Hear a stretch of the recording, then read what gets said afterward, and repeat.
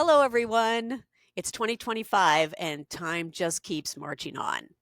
Keeping the status quo could be somewhat comforting and the way to keep life simple. But as my guest says, if it's not serving you, there are ways to stop being stagnant and stuck, improve our lives, and keep moving forward.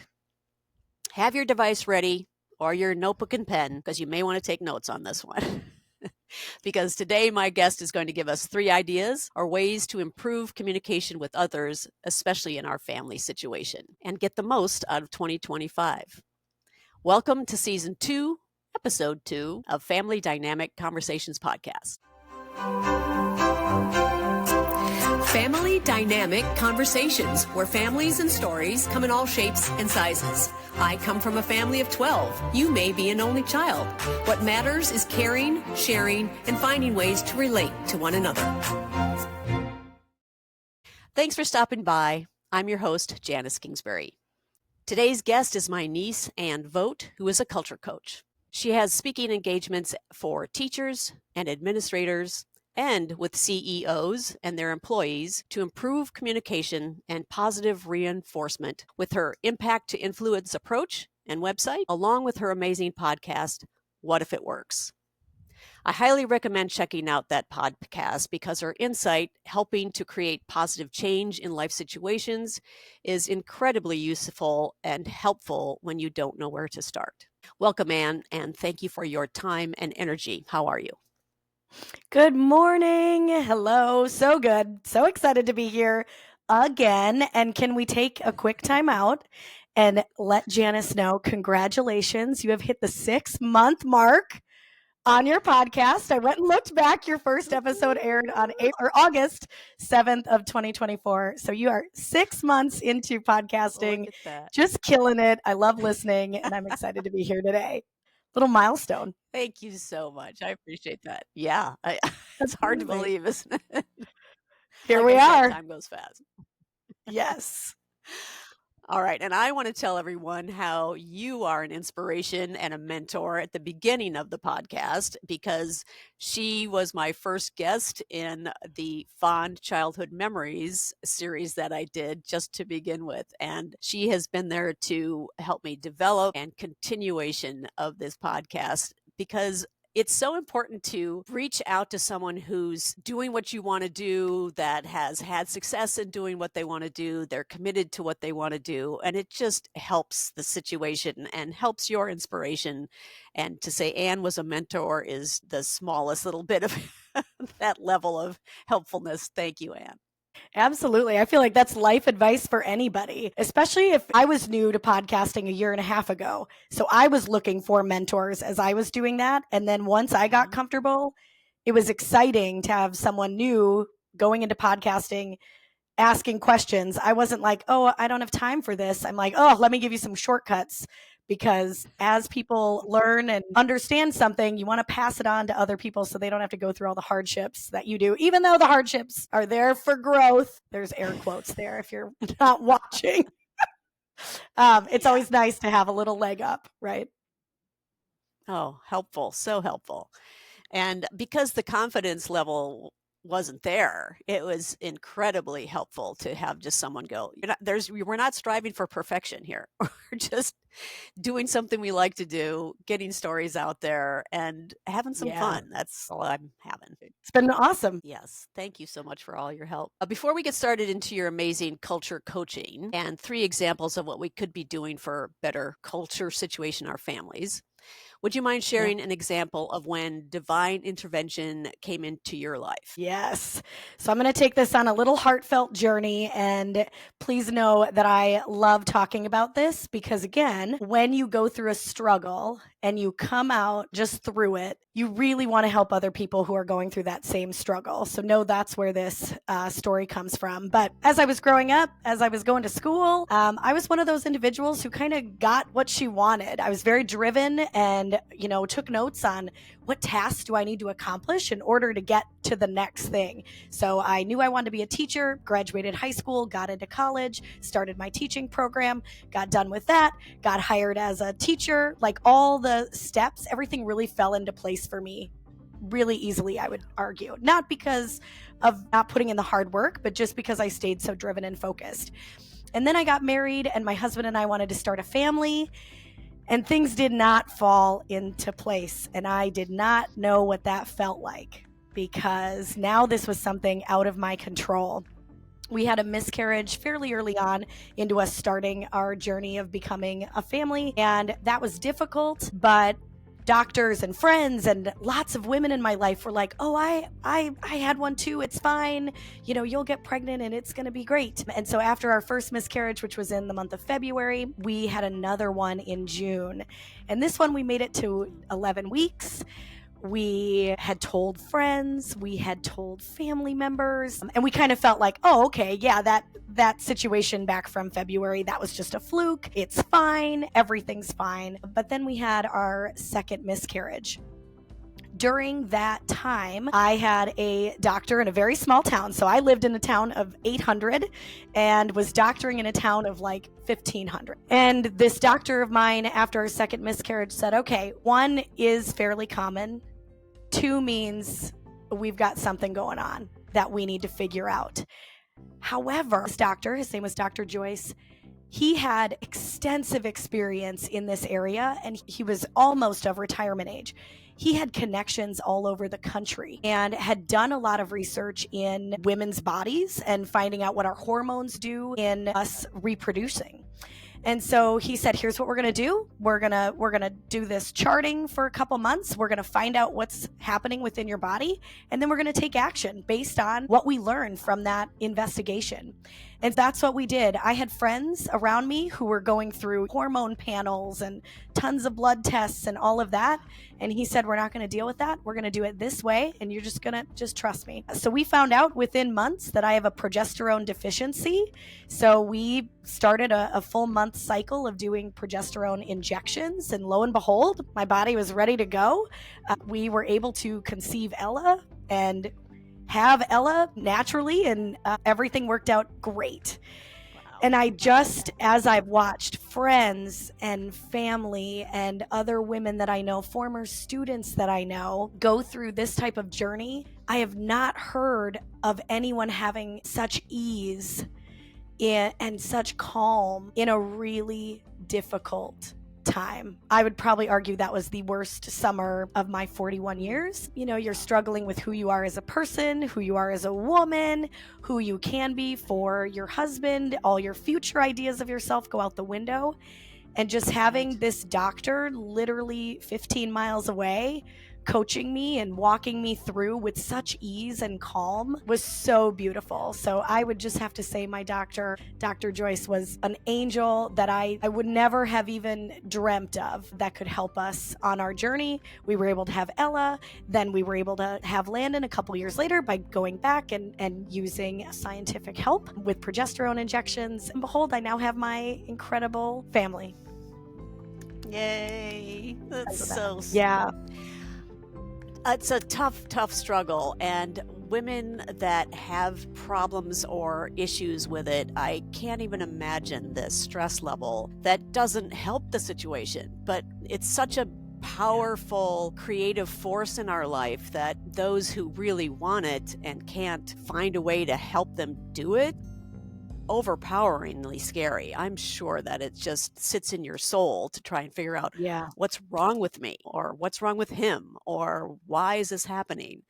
But think everything at its time, everything in its place. You're at where you're supposed to be to learn. And now you have this wonderful story to tell and a way of helping others, which is, again, very powerful. Thank you for sharing that today. Yeah. Absolutely. And I think too, I was just going to say, if there's listeners out there that have questions about that, and can they contact you? Yeah, that's a great question. I would love to chat with anyone who's going through this journey. I'll tell you right now, my favorite words are "it sucks." And it's pretty much the only thing I found that I can say to women and say to men in that season, because there's really not anything that you can say that's going to help anyone heal. It's such a heart shattering Right. situation. But I would absolutely love to hear your story and talk you through maybe some things that have helped me. You can find me on Yeah. Instagram. It's just Ann Vote. So at ANNVOTE, because I do think it's such a personal Oh, situation. I yeah. really struggled to talk to other women who had kids because in my Oh, mind, I'm like, you have no clue what I'm going through. I struggled to right. talk to women who were unmarried and not thinking of having kids because I'm like, you don't even care. Oh, yeah. So it was such a Right. personal situation. My husband and I, months later, his pain didn't surface for 9 months. Oh, So for 9 months, I just looked right. at this stone wall of a human being like, how is this not affecting you? I can't even function during my day and you're just going to work and hanging out. And I felt really resentful of that in the moment too. And so had I had someone to just talk to and have them listen, instead Mhm. of try to give advice or tell me it's going to be okay. Because in the moment, you don't know. You don't know if it's going to Right. be okay. And hearing that makes you kind of feel worse. So I would absolutely love Right. anyone who is going through a struggle, even if it's your child. That was a really interesting situation. My mom, her saying out loud to me, like, I did something wrong in having you. Oh, If you can't have children, it's my fault. And I was like, what? oh my gosh. What does this have to do with that? But really, now as a mom of a 12-year-old, I totally understand what she was feeling in those moments. And so sometimes you Oh, just need to kind of share your situation and walk through it with someone who's just listening. And absolutely, I would love to throw my Instagram out for that. Just reach out and let's connect because it is so hard.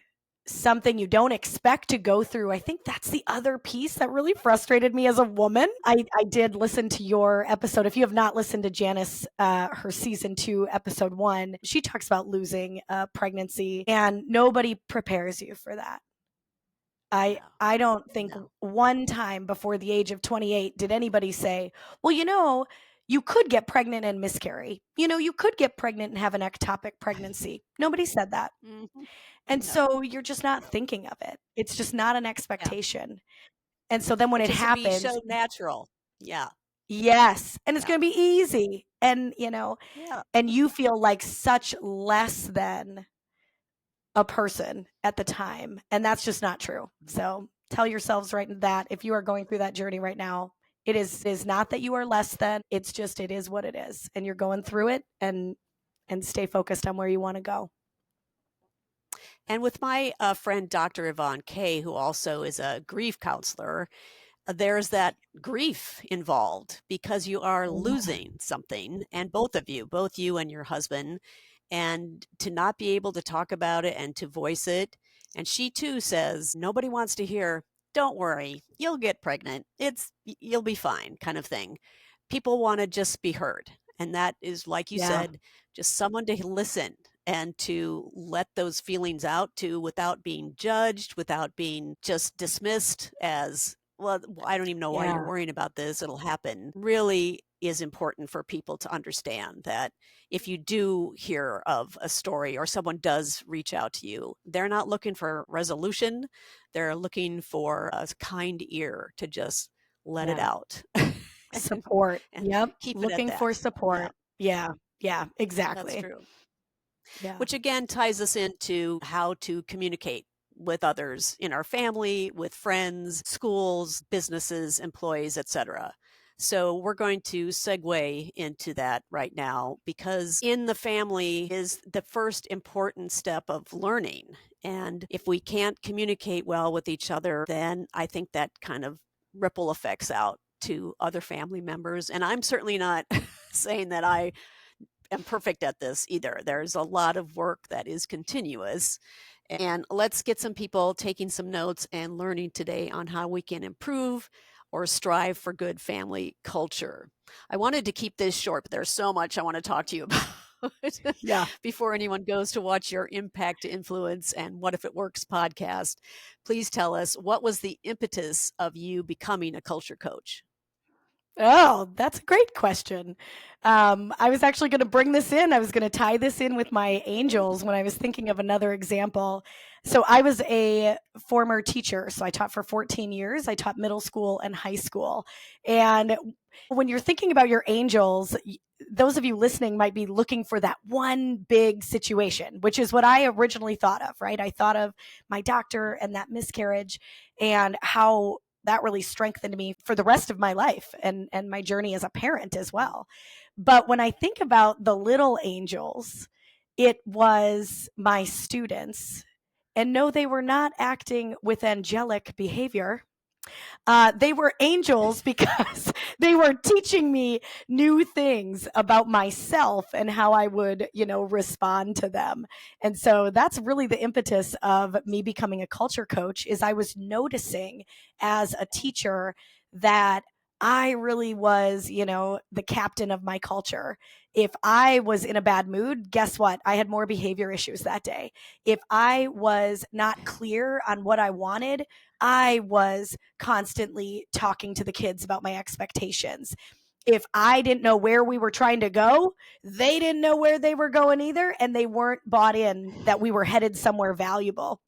And so I would Right. say that my angels in the classroom really drove me to do what I do now, which is helping leaders Nice. do that same thing I just got done saying, become the captain of their culture, really take a look at what do they want and now how can they go get that. And I truly believe you can be the captain of your culture at work and you need to be the captain of your culture at home with your children, maybe as a whole, maybe even captaining your culture with your oldest or captaining your culture with your youngest. The way that I describe it is that with each new individual and each new interaction, you create a culture with that individual.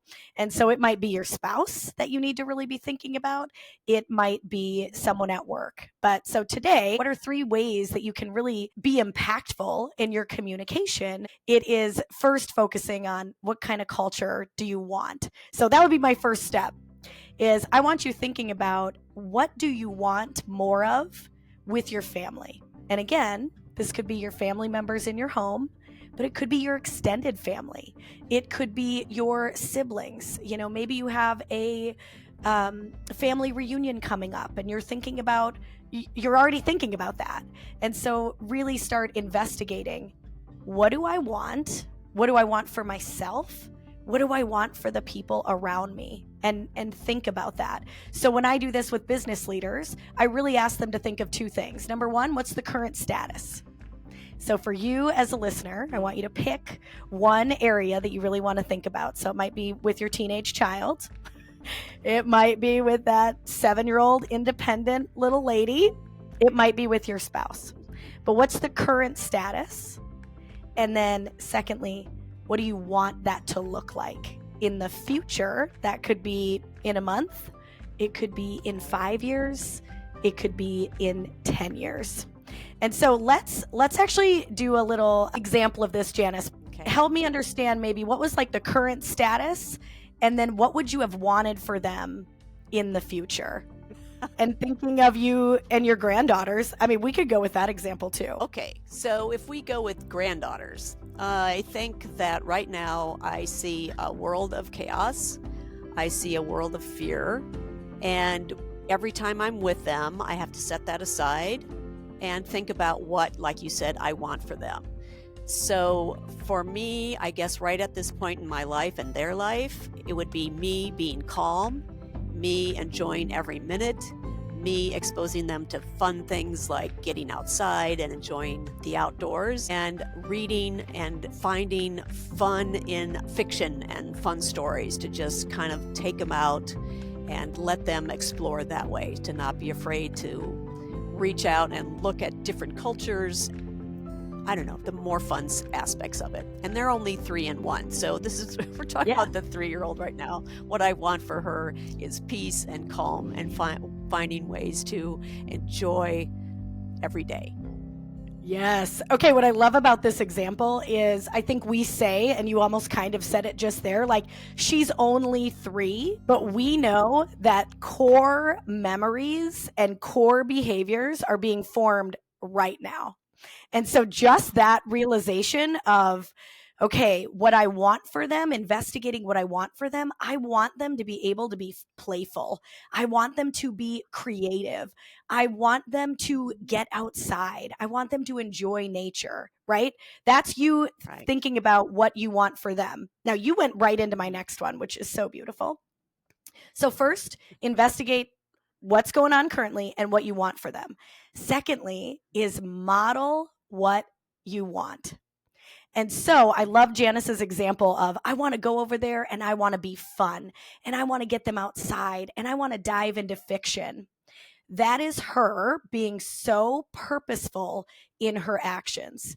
Because what Janice could be doing, what you could be doing, Janice, is literally walking in and turning the news on and then putting, them in front of iPads or whatever, because you're like, this is important and this is my focus. And you know that if you did that, it might be good for you. But in thinking about what you want for them, that's when you really got to get into what actions can I take to make change or to create an environment where they can thrive. And so for all of you listening, that's what I want you thinking about is what can you model? If you want more communication in your home, what can you model? Well, you can start by opening up communication. If you want more help around the house, right? I have a 12-year-old and a 10-year-old. And I love cleaning day. We might have even brought this up on our last podcast that you and I did together. We talked about it for sure. I don't know if it made the cut. But I love Saturday cleaning day.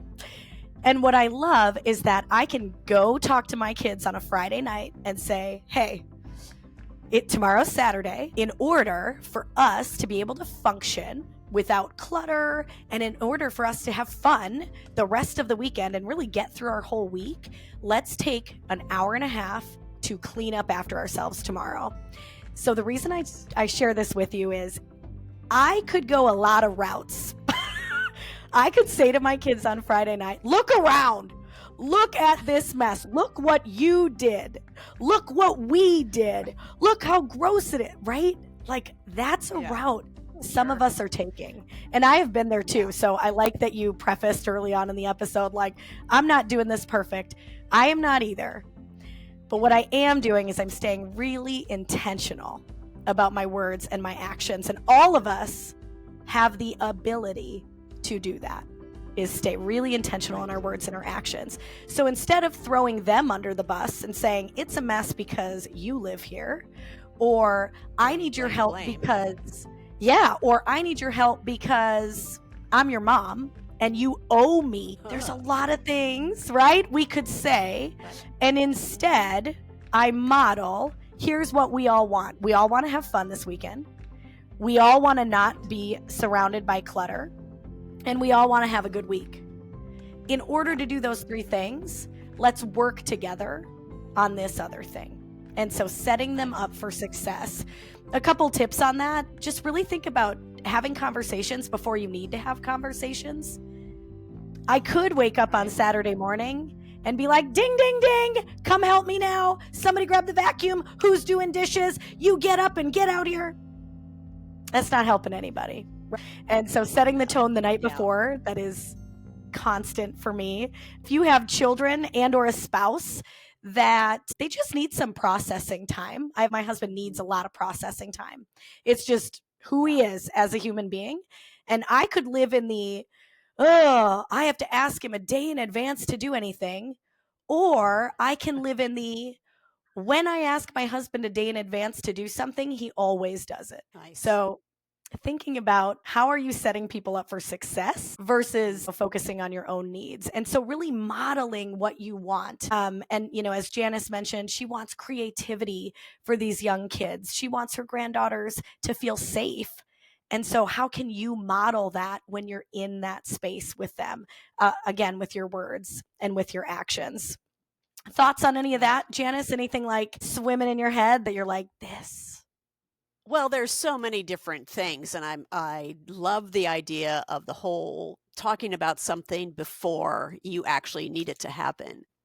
I think the idea of saying to your spouse, so tomorrow, this is what we want to do. And do you think that maybe we could think about planning that a little bit tonight? Or tomorrow's going to be so full of activity that maybe I'm going to just start, I'm going to just start cleaning up a little bit here and there. And I think it's important. And I'm finding that I don't like giving out assignments. Yeah. So, because I feel then that it's me putting the pressure on you to accomplish something I think you need to do. So I like the idea of talking about it beforehand, just kind of setting up a good feeling about it rather than, okay, well, it's Sunday. We got to get this, and this done before we go have fun. You know, like you said. Yeah. So I think that's a great way to start, even setting an example, setting the tone for the next day is great. Yeah. And I think something you hinted at too is you don't feel like you want to give out assignments. However, you might want to ask your spouse if they like that, because I find my husband is not thinking about things I am thinking about. So I'm thinking about how Landon only has 3 really nice pairs of pants that we need to rotate through for the week. So I am always thinking about laundry. I am thinking about our meals in advance. I am thinking about what needs to get done because Ella has jazz band 2 days early this week. I'm thinking about these things. He is not. To no fault of his own, he's just not. And so us having a conversation about that and maybe even asking, like, do you want me to give you a list? Brian, if he were sitting here right now, he would be like, give me the list. I'll go tackle that list. Give me a list. Give me a deadline. I'm on it. Because now he is confident in what he can go do to help. But if there is no list, it does not exist in his mind. Yeah, expectations are lost. Yeah. Yeah. And you know, if you grew up, I grew up with a dad that did a lot of cleaning and a lot of housework and a lot of making of the meals during the week. And that's just how I function, because I saw that and I go, that's what I need to do for my family. He did not see that in the same way. I think this is where communication is so important, because my expectations and his are very different. So if we don't talk about it, we're going to be having a lot of internal fights that we don't even know we're having, right? So being clear, but also being aware and asking questions. Do you like when I do that? You know, Bill might say back to you, don't give me assignments. I'm not your child, or I'm not a student. I'm your partner. And then you're like, yes, great. What would you like to do so that we can both feel really good about our communication? And sometimes it's just that. It's having that open conversation and then reminding the individual, remember last week you said you loved it when I gave you a list. Here's the list I've made for this week. So that they can feel heard. Yeah, they can feel heard and respected in the way that they want that. And so I don't know about you listeners, but I think I'll write that down. Yeah. Yes. And before we move on with that, speaking of writing things down, you said you have a blog. Are you still doing the blog? Yes. You can go to annvote.com. So that's ANNVOTE.com. And at the top, you'll see the blog link. You can go to annvote.com/blog as well if you want to go straight there. But annvote.com will get you to my page where I talk about culture coaching and speaking and being a leader. And then there's the podcast and the blog on there as well. Yeah. So there are steps, ideas that will be listed there just to help, again, start the conversation, knowing that each person's on a different perspective. You don't know what their expectations are. They don't know what your expectations are. And it's just helpful to keep that in mind if we're struggling, if we're having issues, which they do happen. I certainly know in my life they do. Of being able to know that those are ways to do something and give it a shot, give it a try. And if that one doesn't work, you can relate back to the blog. You can go back to the podcast and go, well, that didn't really work for me. What were those other ideas again? And it's so nice to have a reference to go to. So absolutely. Yeah, there's very clear episodes that deal with communication. So how to move from passive to assertive is one of my episodes, because a lot of us are very passive communicators and it's not really serving us. And so, how can we step more into an assertive way of communication so that other people feel respected and confident in how to move forward? And I think that's my big mission in helping leaders is how can you get what you need while also supporting the people that you work with or you are speaking with so that they get what they need, because that is how we all move forward and that is how we can thrive, is when we're in a state of feeling like our needs are being met but so are the people around us. And I think that's important when you're raising kids and or supporting your grandchildren, is everyone is learning and growing. I'm learning and growing at 41 just as much as I was learning and growing at 18, just as much as I was learning and growing at 26. Knowing that and being aware of that, recognizing that and saying, in this season, this is how I need to communicate. And this individual I'm speaking to needs me to communicate so that they can be confident and they can thrive. And that's really what we're working toward. Okay, very good points. I do want to bring up something, Anne, that I heard in your podcast that I found very important and very relevant for today, is the idea of what we have control over and what we don't. If you could just talk to that a bit. Yeah. When I am coaching and working with clients, it's one of the first things we talk about.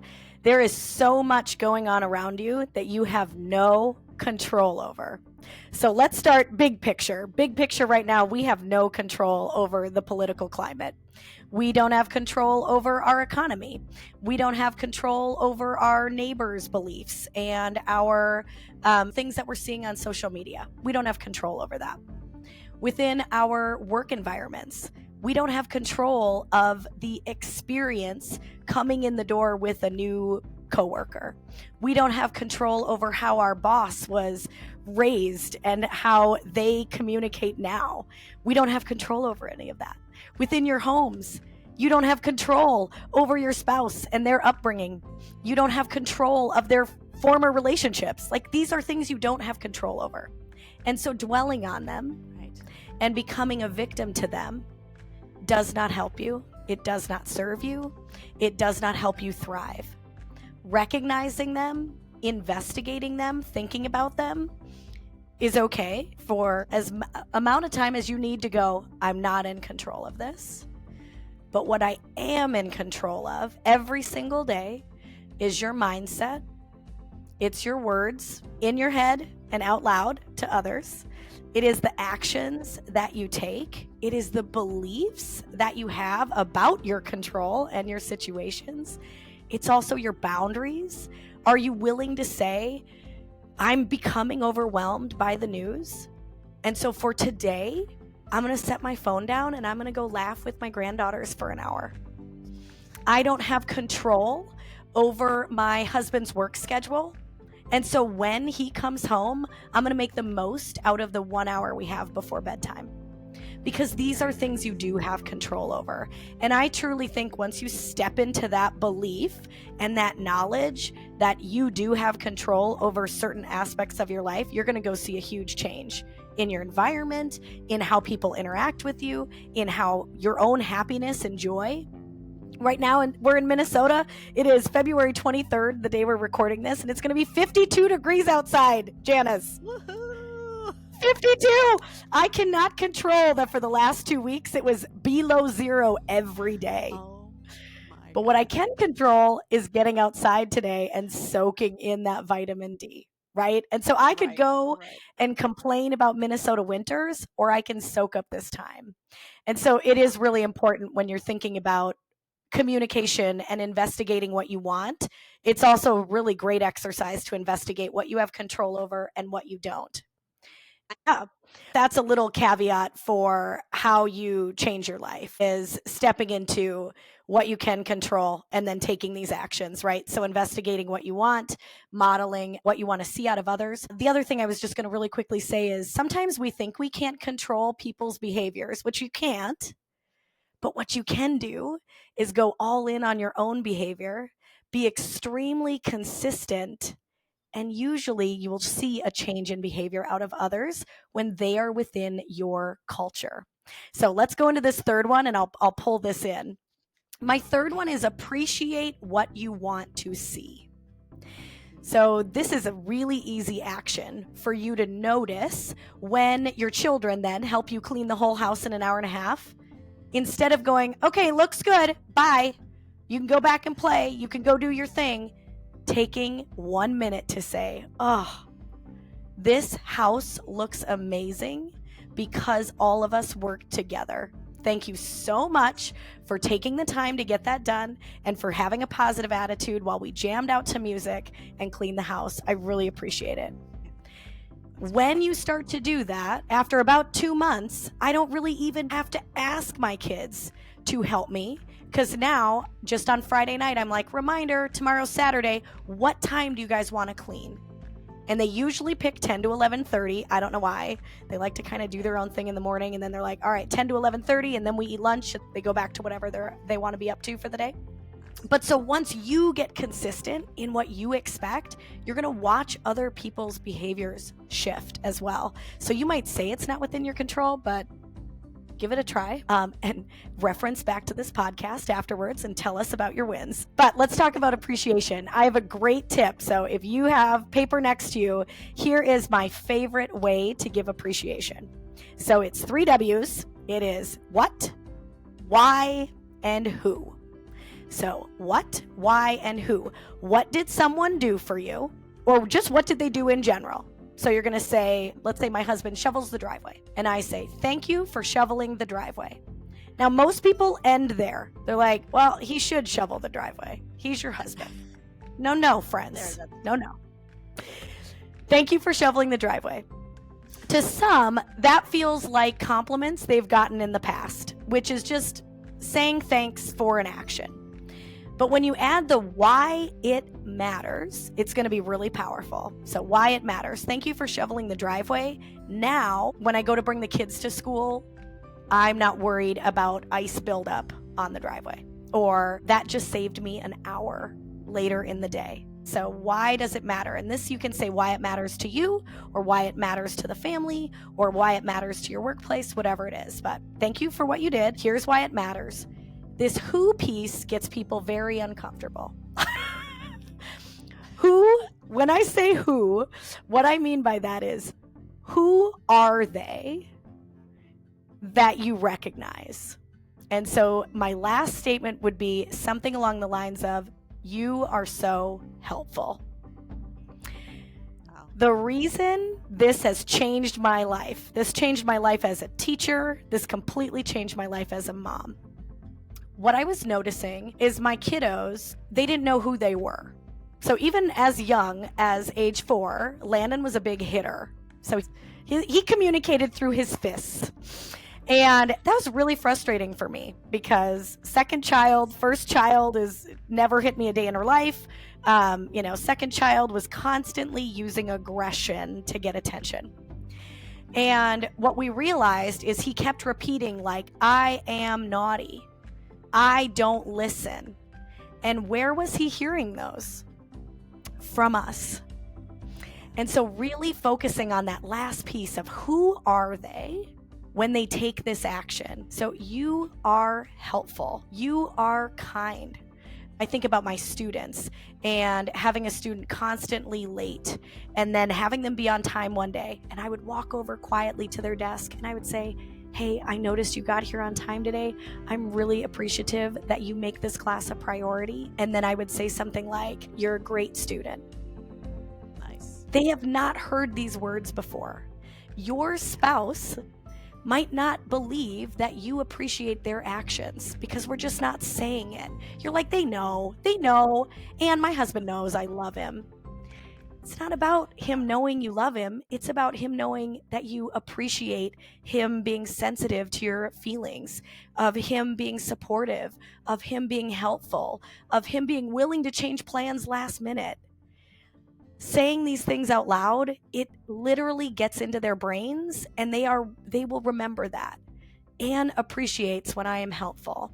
Anne appreciates when I support her on a disciplinary decision with the kids. Anne appreciates when I show up to her events because I've said these things. I think a lot of times we become the victim of our people's actions, of our family members' actions. And I just want you to take a time out and go, but have I told them? And have I told them that significantly so they know how their actions and their words matter to you? And I bring that in, that immediately comes into my brain is with those grandchildren. And Samantha and Matt and Bill and I, when Harper, the 3-year-old, would do something, she would pick something up, or she would give a toy to her sister, or she would help open the door, or whatever it was. It was so automatic from everyone around her. Oh, thank you, Harper. That was so helpful. You are so helpful. Or you are so sweet for giving that baby doll a kiss on the cheek. Yeah. Or you just cleaned that whole thing and I didn't even have to ask you. You are so helpful. You are so responsible. I love it. When you say those things, I mean, it doesn't even click to realize how important that is. It's just so automatic. But when you say it in that kind of situations and the different situations that come up, it totally makes sense. And you're realizing the importance of building someone's appreciation, as you say, to do things that they normally do anyway, but now it's being appreciated. Now I'm being recognized. And it's so powerful to say, that's who I am. That's great. Yeah. And I like to say in a lot of my talks that we have an epidemic in this country of people not knowing their worth and not knowing their value. And this is such an easy way for us to help people know their value and know their worth just through a 10-second compliment. I talk a lot about how compliments build character and build confidence. And confident people are known to overcome fear. They are known to set the bar high. They are known to believe they can reach that bar. And that's what we want out of everyone in our lives, not just our grandchildren. I think the other thing for you to think about too is we do this so well when they're little. Yes. And then, as I alluded to earlier, as Ella gets to be 12, I'm like, well, of course you're going to clean your dishes. Well, of course you're going to pick up your room. And we forget that like there's still human beings who need value and purpose and belief in themselves. Yeah. And there's a quick 10-second solution to that. What did they do? Why does it matter? And it can be why it matters to you or why it might matter to them in the future. And then who does it say that they are? And I have a lot of gentlemen who go through my coaching who are like, and that third one, it's awkward.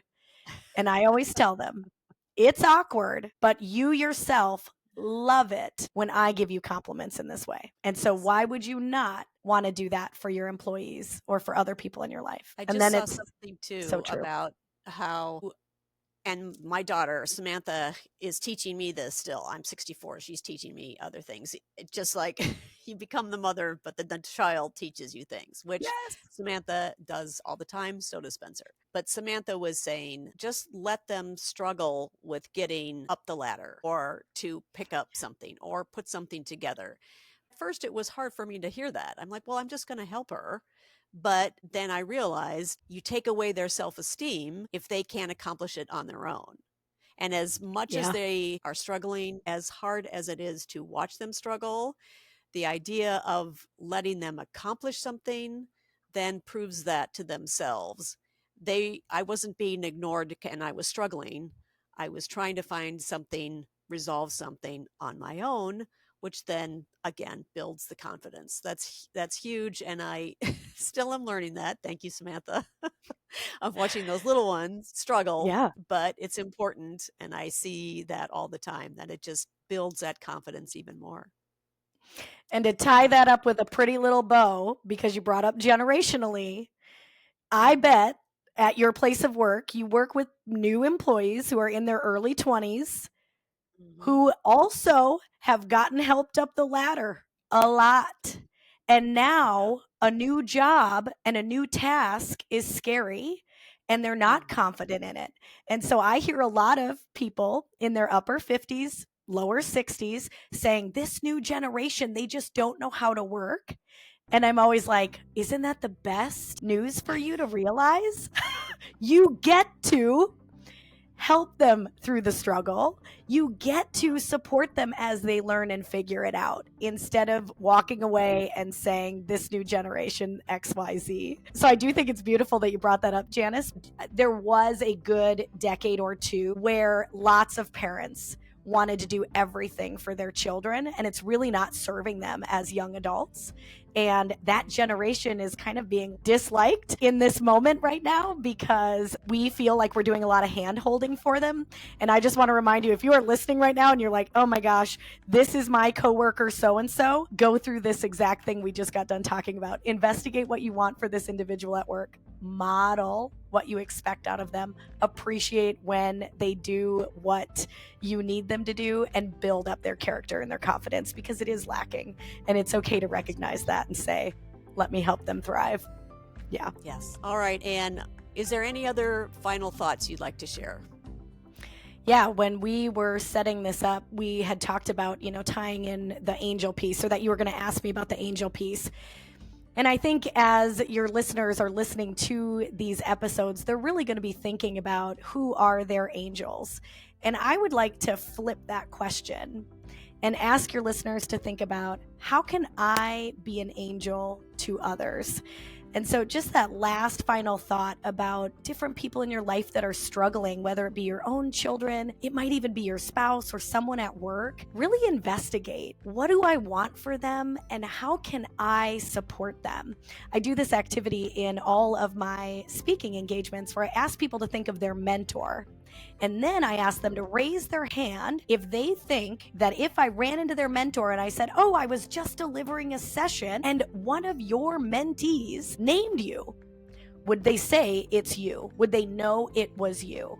And I usually only get like 10 out of 100 hands that'll go up. And then I'll say, exactly. That means there are 90 mentors out there walking around not even knowing how they've impacted other people. And I want us thinking about, how can we be that person for other people around us? How can we be building up somebody's character and confidence and mentoring them as they go through this world? And just think of what that does, not only for them, but also for you and your own purpose.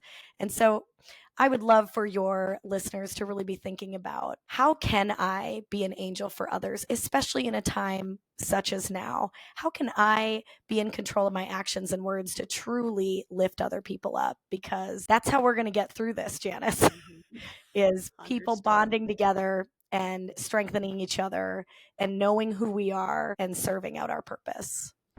Impact to influence others. Yeah. Anne's whole website right there in a nutshell. Yeah, recognize the power that you have on a daily basis. Yes. I talk about when I go to work and the people I work with and how they impact my day.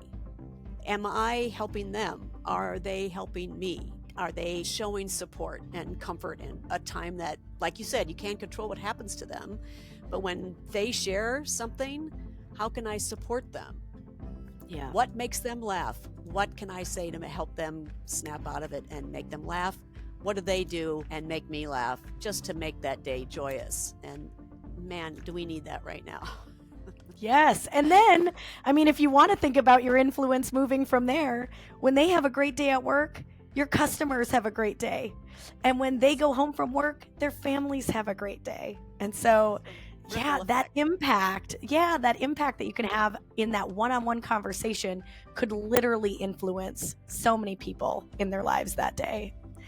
I'm so grateful to be on this journey right now and being able to share this type of empowerment in a moment where I really feel like we need it. So thank you for today. Yeah. Thank you. In conclusion, my experience of getting stuck and not knowing where to go and how to start the process, I find it very helpful to reach out to those that are sharing the same dream and talking to them about it. Communication is huge in family situations, in everyday life, in with your neighbor, finding out. And the only time you get answers is when you ask the questions. And it doesn't have to make you diminish your dream, diminish your confidence level. It's quite the boost. It's quite the opposite, to reach out, get some more information, get new ideas, and then go for those dreams. It's huge. This life is short. and you want to get the most out of it in the most joyous way. So thank you, Anne, for more ideas, a way to start a process, to start a project, to finish a project, to reach out and get to know others in our community, because sometimes the community feels like it's shrinking.